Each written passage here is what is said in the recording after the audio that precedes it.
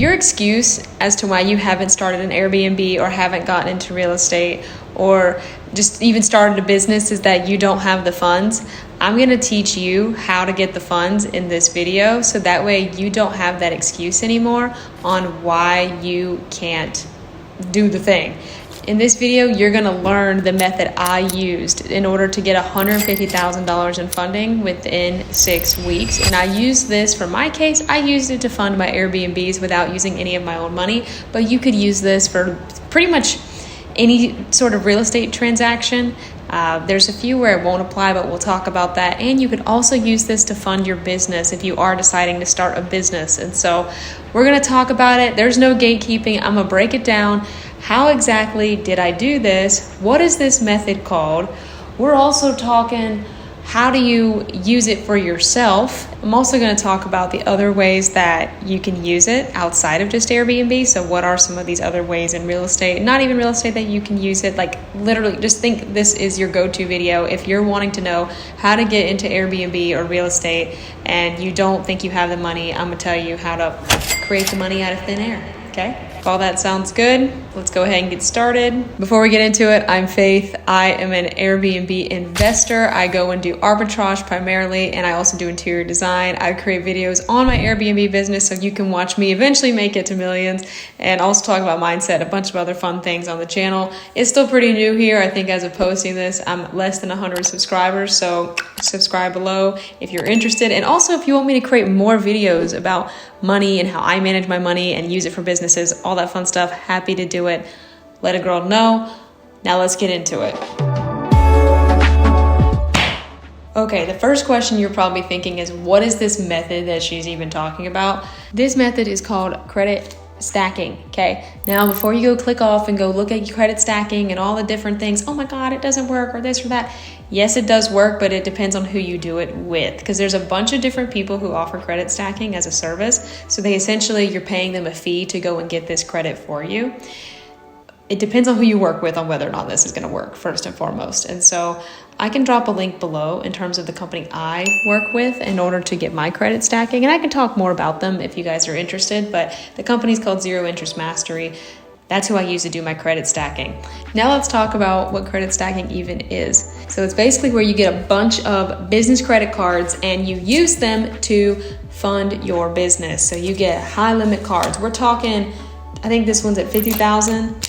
25,000, 20,000. This is actually a personal card, and 25,000. I actually have, I think, like 3 or 4 more outside of this list, where I got around, I think in total now 200,000 over time. But when I started out, I started with 150,000, and you use all these 0% business cards to fund whatever it is you're trying to do in business or real estate, which in my case was Airbnb arbitrage. So we're going to talk about how do you get these cards, how do you get them at such high limits, how do you use them to do different things, and what requirements are there for you guys to be able to get some. Let's talk about it. How it works is essentially some company, so in my case Zero Interest Mastery, but again, use whoever you want, they will go and optimize your personal credit profile. So if you're sitting at like a 700, they're going to try to get you to an 800. They're going to try to get you as high as possible.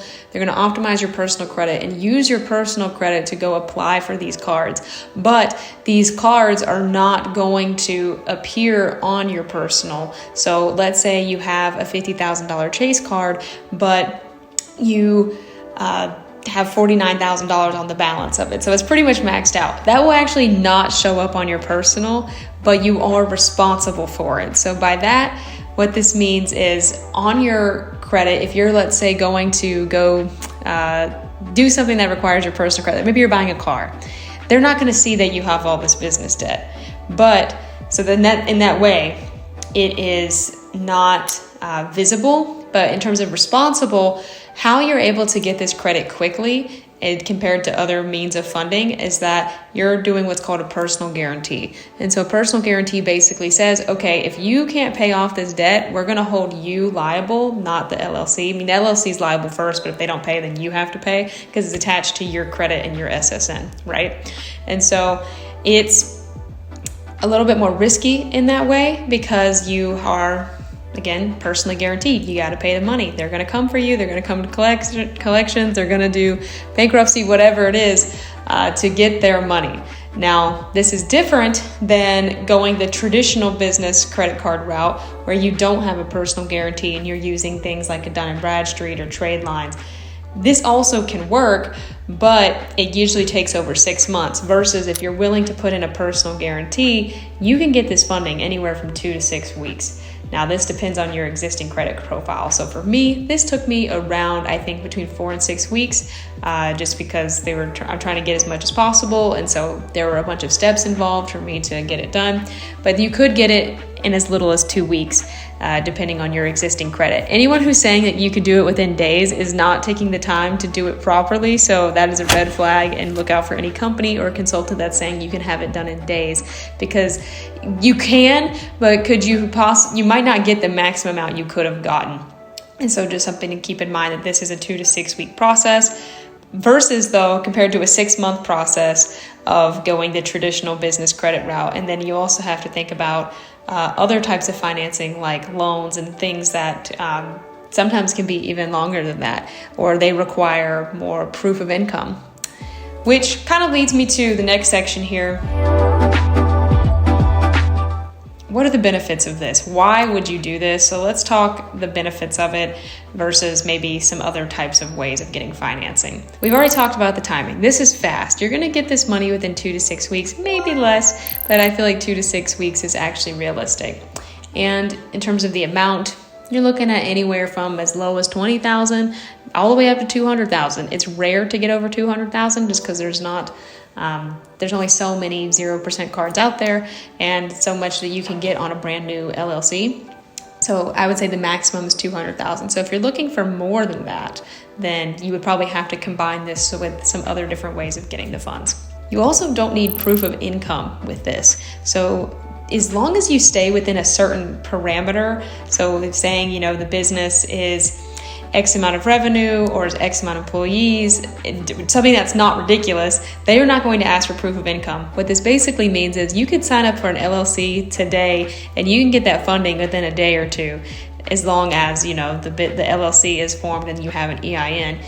You could get this funded even though you don't actually have proof of income yet, because again, it's attached to your personal income and I shouldn't say your personal income, but it's attached to your personal credit score. And so you don't have to show proof of income. And you also will get points for everything. So I actually pay all my rents, as much as I can at least, with my credit cards. And so I haven't had to pay for a flight in forever because I'm using points for my business all the time.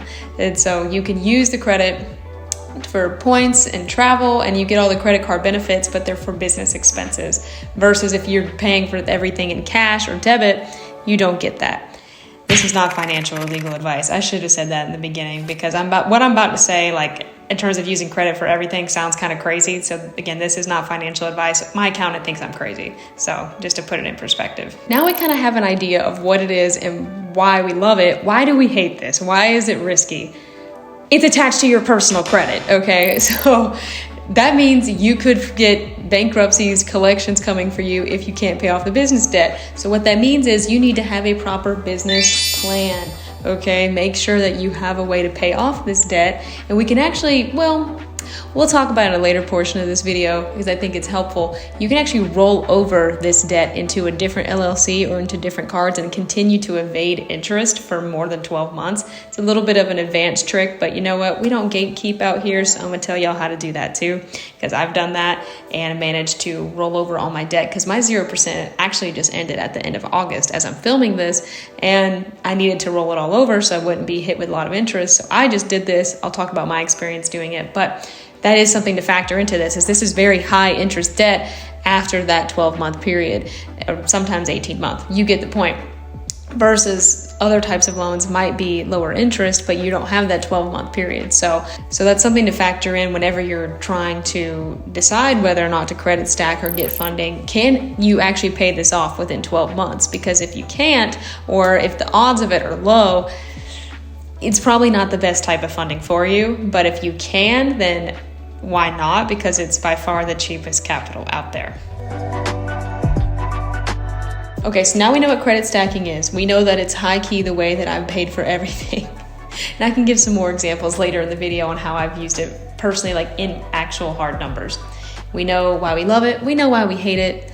Now let's talk about how can you do credit stacking? Like how can you get the funds? What are required? What do those steps look like? First, I would actually recommend having between $5,000 and $10,000. If you have more than that, more is always better. But have at least $5,000 to $10,000 liquid, so an actual cash. This isn't necessarily a requirement, but it is going to increase the amount of the limits that you're going to get on a card, because the banks like it whenever you put a lot of money in their checking accounts to give them cash. Then they give you higher cards and they give you more cards with high limits. And so you'll get better results with your credit stacking if you put money into a checking account. It's actually, the pros call it seasoning a checking account. And if once you season it, it's more likely to get funded for a higher amount. So usually I would say optional, but highly recommended, 5 to 10K liquidity. Next, I would really only do this if you have minimum a 700 score. If you don't have a 700 score, or if you have anything lower than a 700, I should say, I would wait until you get this higher, go into credit repair. If you're at a 700, you could hire the company I worked with, or I would say a lot of consultants do this. They will optimize your personal credit and get it higher, but you should at least have a 700 trying to start this, and then they'll try to get it higher for you. So whenever I started, for context, I think my credit score was at like almost an 800. And so for me, it was very easy for me to get funding quickly because I was already optimized. They did a few other things to get it even higher, but if you're starting below 700, then this is probably something you should table and wait at least a month until after you're done with credit repair. These are pretty obvious, but no late payments and no bankruptcies, things of that nature. It's going to be very difficult for you to get approved for a business card if your personal credit has any of those things. And also just call your bank and ask if you can get a late payment removed. Sometimes they'll allow you to do that if it's only a one-time thing.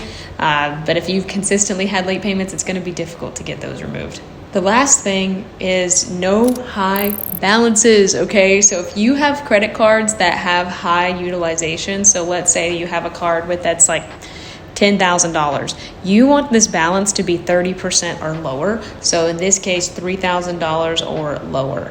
If it's higher than that, it's okay. It's not the end of the world, but it's gonna be difficult for you to get approved at these banks for high limits.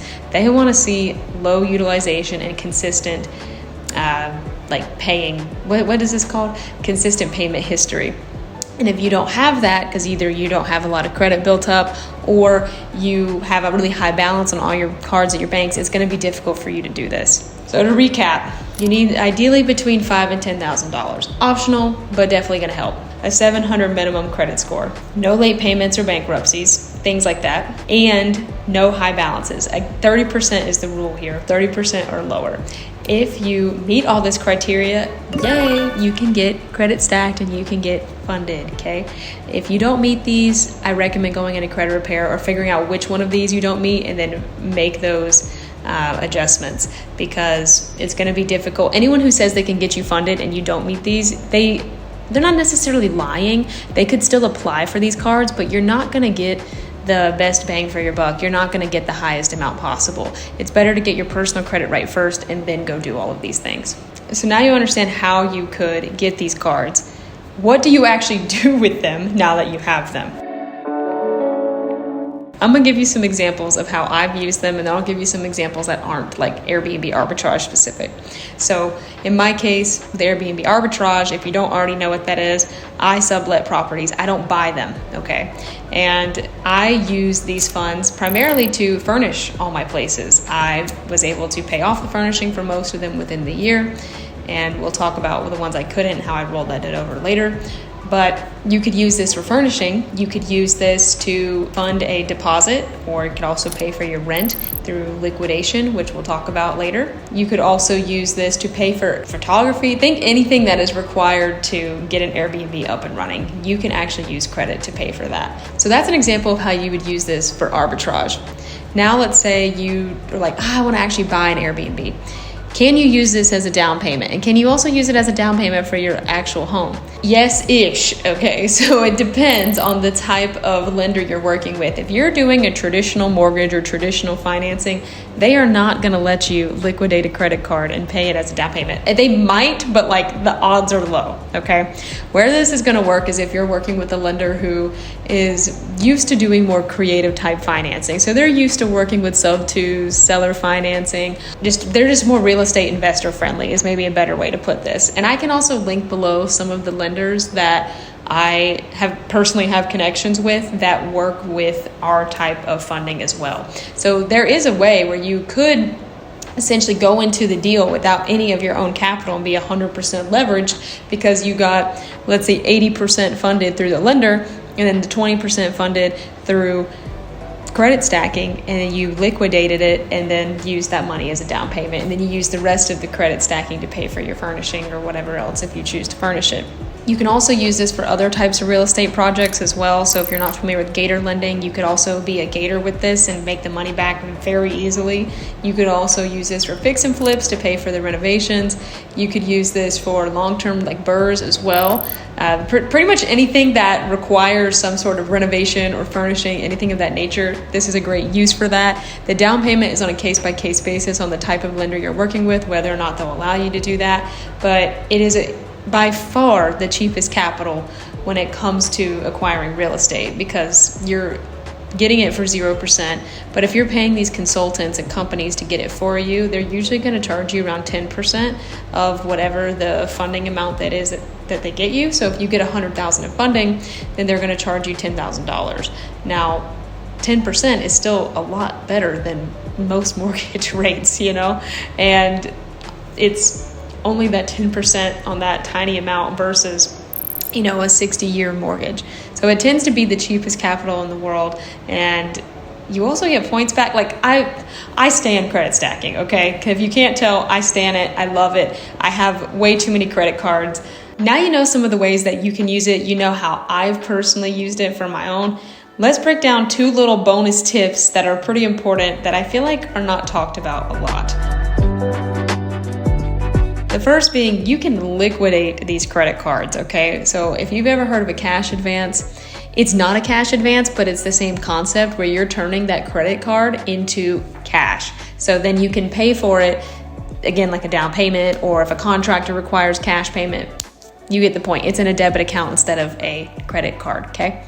Now, there's these liquidation companies out there that essentially help you move the money around.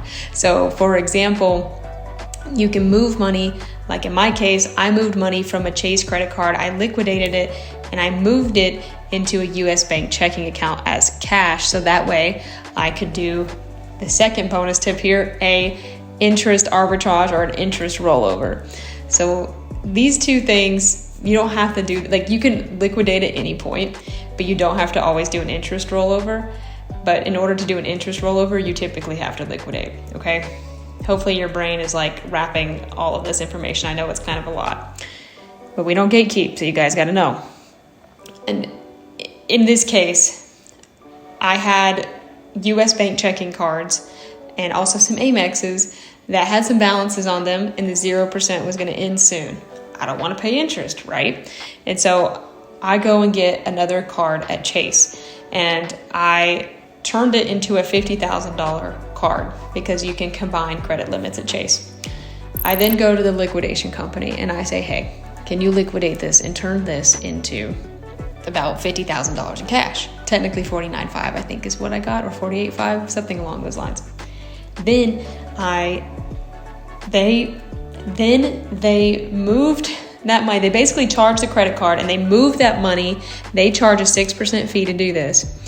They move that money into a US bank checking account. Do not try to do this on your own. Oh my God, don't try to do this on your own. Because if you do that, there is a very high possibility where your account's going to get frozen and everything is just not going to work. So I highly recommend hiring the professionals to do this, okay? Now that the money is in my US bank checking account, I can use it to pay off the balances on my other card. I can use it to pay off the US bank balances. I can use it to pay off my Amex balances. So essentially, I put all of the debt onto my new Chase card, and I evaded paying interest because that Chase card has a 12-month 0% period that's brand new, and I essentially evaded the interest, okay? So that's interest arbitrage or an interest rollover. you combine it with liquidation. But you can also just use liquidation without doing interest rollovers. Like you can use liquidation again to fund down payments anytime that you need cash. All right, so that's a general gist. I wanted to come on here because this is by far the most asked question I get is, how are you doing this? How do you have the funds to do this? Or I can't do this, I don't have the money. So hopefully by the time that you're done watching this, you understand what credit stacking is, how it works, how you can use it, and also at the link below, go try it with Zero Interest Mastery. I'm a big fan of theirs. I have referred so many people I know to get funding with them because they consistently do good work. And yeah, I've gotten 150,000 myself, and it's allowed me to get my 20 plus Airbnbs now. And I am so grateful because I remember when I was starting out, I was like, oh my gosh, how am I even going to get the funding for this? And how am I going to pay to furnish it? And then I came across credit stacking and found these guys, and it changed my life. So I wanted to put everyone on because if money is the reason why you're not doing something, this should be your sign that you can find a way to get the money. Like I recently just got 18 apartments, and I was able to create the $80,000 I needed out of thin air through credit stacking and other ways to get those funds in order to pull off that deal. And I'll talk more about that deal in a future vlog because I know y'all want to know all the numbers on that one. But yeah, that's how it works. So if you guys want me to make another video like this one, but maybe even more detailed on what credit stacking is, or if you just want more, let's say, money-like videos, you want more of my thoughts on how I manage the money, how I acquire money, and money mindset, all of those things, y'all know what to do. Comment below, DM me, whatever. Let a girl know what y'all find interesting, but don't let money be the reason why you guys don't start, because I just showed you that you can find a way to get the money. I hope this inspires you to just around and find out and figure out how you're going to get that money and go ahead and start that business. Because if this video showed you anything, it showed you that you not having money is no excuse. There's a way to get the money. See y'all on the next one.